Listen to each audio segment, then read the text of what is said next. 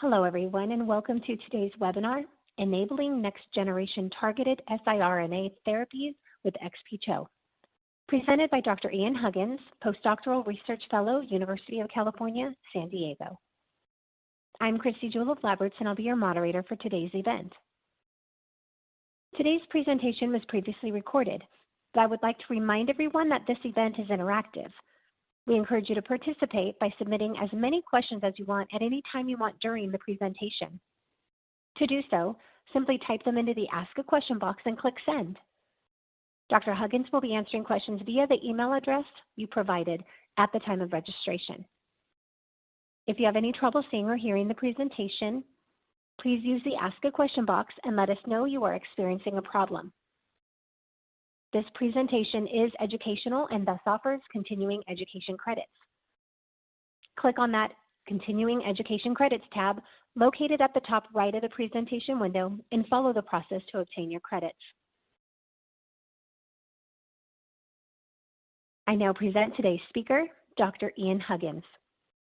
Dr. Huggins is a postdoctoral researcher at University of California, San Diego, where he builds advanced RNA interference triggers for the treatment of cancer and genetic disease. He specializes in the design, cloning, and expression of engineered protein targeting domains and utilizes multiple bioconjugation chemistries and biochemical purification strategies to produce high-quality targeted protein siRNA triggers. Dr. Huggins' presentation will now begin.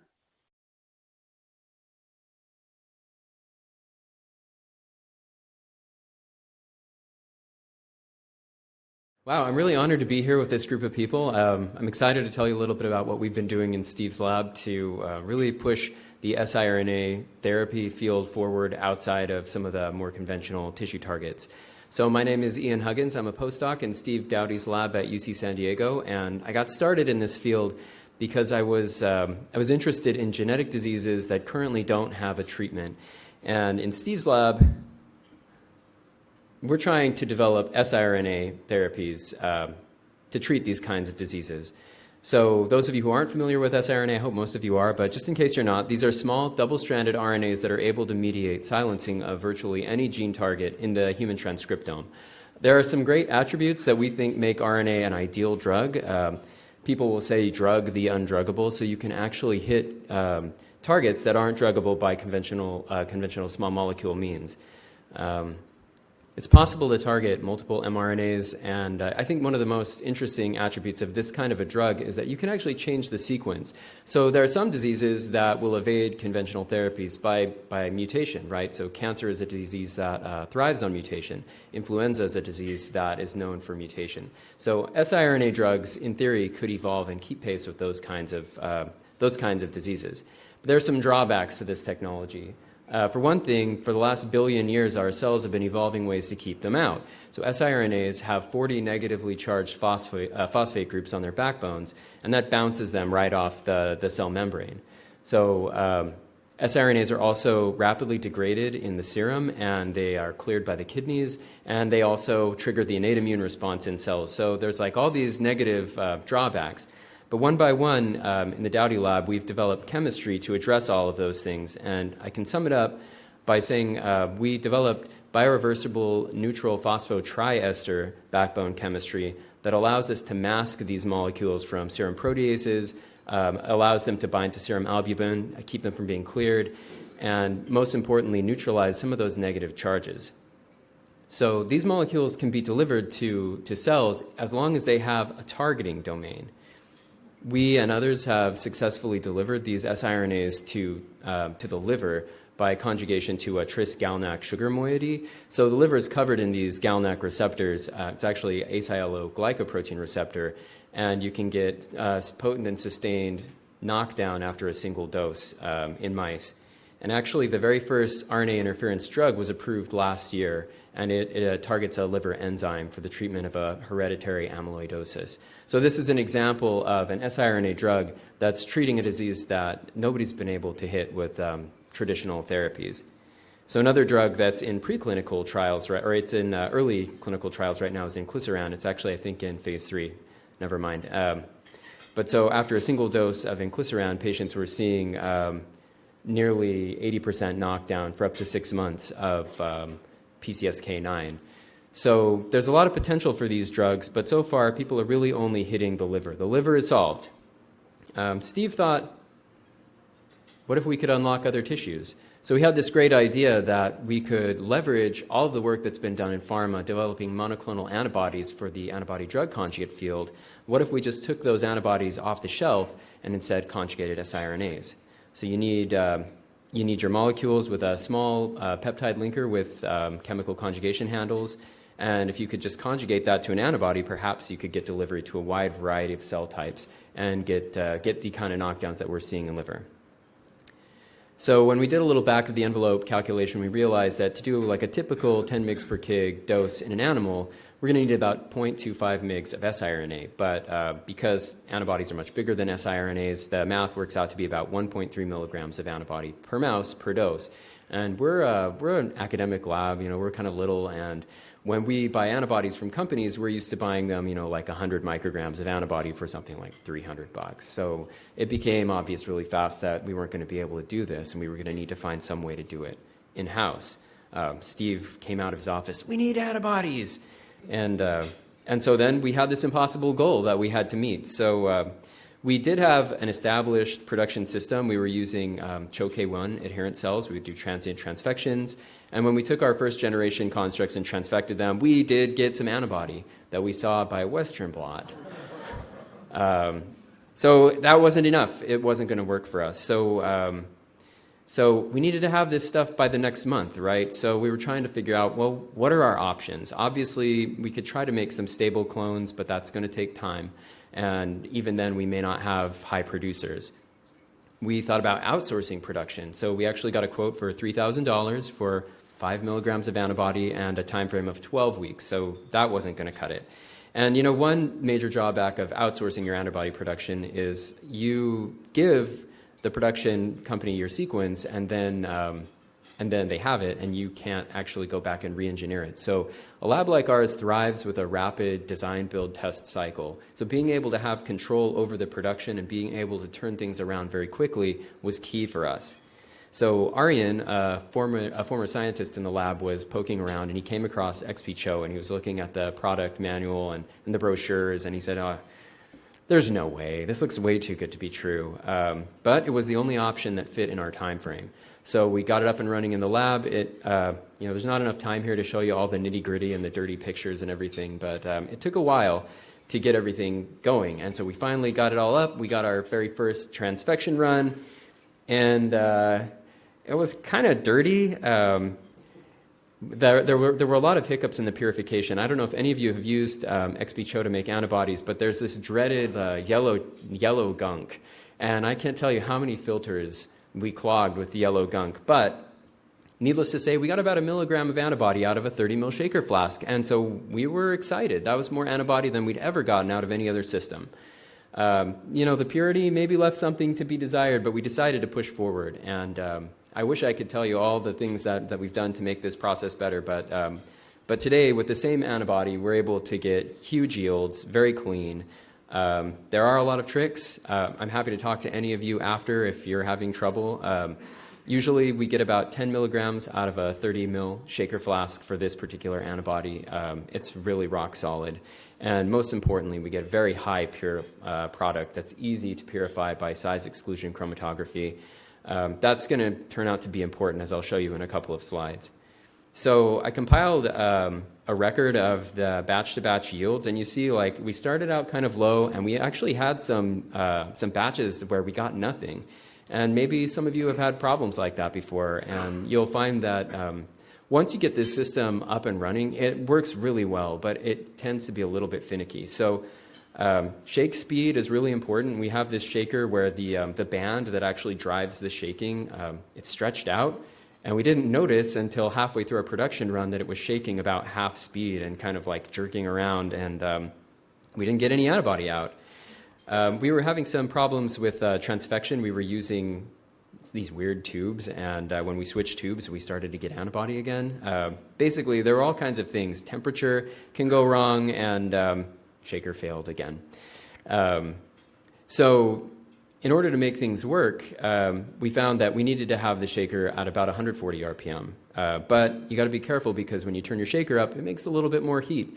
So there were all these little tweaks that we had to do. But basically, by the time we got everything all figured out, we were getting solid yields, including, I think, one of these guys, that tallest peak is over 1 mg per mil. So that was a 30 milligram antibody yield out of one 30 mil flask. So that was awesome. So now that we have these very nice, pure, high-yield antibodies, I can tell you just a little bit about how we put them together to build antibody siRNA conjugates, or ARCs. So you take an antibody and enzymatically conjugate it to a linker peptide that has chemistry on the other end that facilitates chemical conjugation to the siRNA. So we're just using click chemistry to put these siRNAs on the antibodies. So the first step was a little bit rough the first time we did it. So on the early batches of kind of impure antibody, we got, so here in the, you don't see my pointer. Here in the left lane, there's unconjugated antibody.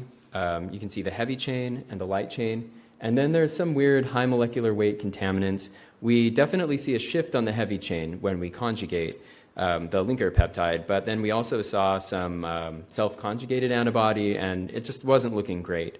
But we stuck with it. We got some cleaner preps, and we optimized our conditions, and now we routinely produce, let's see, is it there? Now we routinely produce super clean, single conjugate antibody peptide conjugates. So if you replace that peptide with fluorescent peptide, you can see that these antibodies specifically label CD33 positive THP1 cells, but not CD33 negative Jurkat cells. So the antibody that we're getting is all properly folded.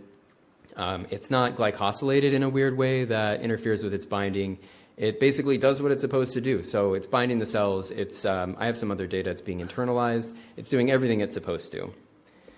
So if you conjugate an infrared dye, you can actually see that this antibody homes to tumors that we implanted subcutaneously in mice.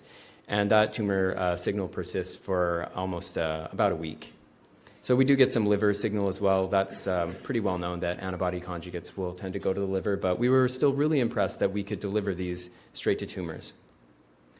So the next assembly step is to take the antibody and click on an siRNA, and this gel basically just shows the shift on the heavy chain that you get once you have a full-size siRNA. And again, we get such clean, pure antibodies that we're able to produce really clean, pure conjugates. So we have a mantra in the lab that probably a lot of you are familiar with, which is garbage in, garbage out. So we try really hard to take good care and make sure that we're very clean and produce good molecules all along the way. So then, just as a proof of concept, we've taken this anti-CD33 antibody and conjugated an siRNA that targets PLK1, which is a cell cycle checkpoint regulator. This basically mediates G2 to G1 or G2 to M progression. So if we knock down PLK1, the cells will arrest in G2, and eventually a fraction of them will die. So when I took this PLK1 ARC and treated THP1 cells, I got an increased knockdown, or I should say decreased percentage of the cells in G1, both 2 and 4 days post-treatment. It's just quantified here. It leaves a little bit to be desired, but the main point I'm trying to make is that the ExpiCHOs are not at fault here. There are some other things I need to work on. So ongoing work in the lab, we actually have several projects, and many of them rely on monoclonal antibodies. So we've expressed other antibodies as well. So we have an antibody that targets the ASGPR on liver, and we routinely get more than 10 milligrams of antibody from this. In just 2 weeks, we were able to produce 100 milligrams of antibody, which for a small academic lab, that's really amazing. This is something that we haven't been able to match with any other production system. We also have a CD71 antibody, transferrin receptor. That's another high producer, between 6 to 8 milligrams of antibody per batch. It took about 2.5 weeks to get to 100 milligrams. Finally, there are some tweaks that we've played with to try and optimize yields. Probably the easiest thing that you can do if you're working with antibodies is to split your heavy chain and your light chain onto different constructs and then play with the ratio. So this particular antibody, if we decrease the heavy chain light chain ratio to 0.5, we maximize the yield, and we still get a nice, pure, beautiful single peak on chromatography. So to summarize, the work that we're doing is really made possible by the ExpiCHO system. It's been incredibly helpful for us, and we've had a lot of great productive interaction with the people at Thermo. They've been bending over backwards to help us troubleshoot and to help us really get this system up and running. And so just to summarize, we've been able to get a lot of antibody, which we need because we need more than 1 milligram of antibody per mouse per treatment. This is really simple, so even a postdoc can do it. It takes a little bit of practice, but once you learn the subtle, the personality of the ExpiCHO cells, they actually will perform really well for you, and you'll consistently get great yields. Purity. So what's really important is that even though there does tend to be some yellow crud in the crude supernatant, it's really easy to purify very clean antibodies out of this system. You don't get a lot of contaminants that come along. And finally, we're really happy with the versatility of the system. So we can put in all kinds of different antibodies. We've played around with different leader peptides, and every time we throw something at this system, I'd say probably 9 times out of 10, we get a really great yield, and we get a clean molecule that does everything it's supposed to do. So to finish, I'd just like to first acknowledge my boss, Steve Dowdy. That's a picture of him surfing. He's awesome. I love working for Steve. He has a lot of great ideas. He's very supportive, and he's an eternal optimist. These are various members of the lab who've worked on the siRNA project over the last few years. I'd like to point out Arjen Vandenberg, who is now a scientist at Thermo. He did most of the expression experiments in this talk that I showed you today, and he taught me what I know about working with ExpiCHO. And then these 2 grad students, Alex and Aaron, did a lot of the animal work and optimization of the conjugation chemistries. So finally, I want to thank the guys at Thermo for working so closely with us and for inviting me and giving me a chance to talk to you tonight.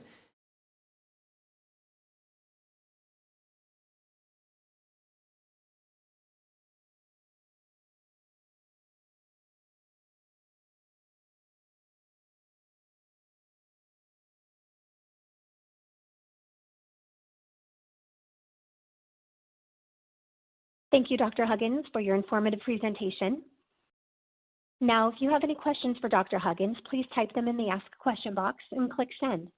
Dr. Huggins will be answering questions via the email address you provided at the time of registration. We would like to thank LabRoots and our sponsor, Thermo Fisher Scientific, for underwriting today's educational webcast. This webcast can be viewed on demand, and LabRoots will alert you via email when it's available for replay. We encourage you to share that email with your colleagues who may have missed today's live event.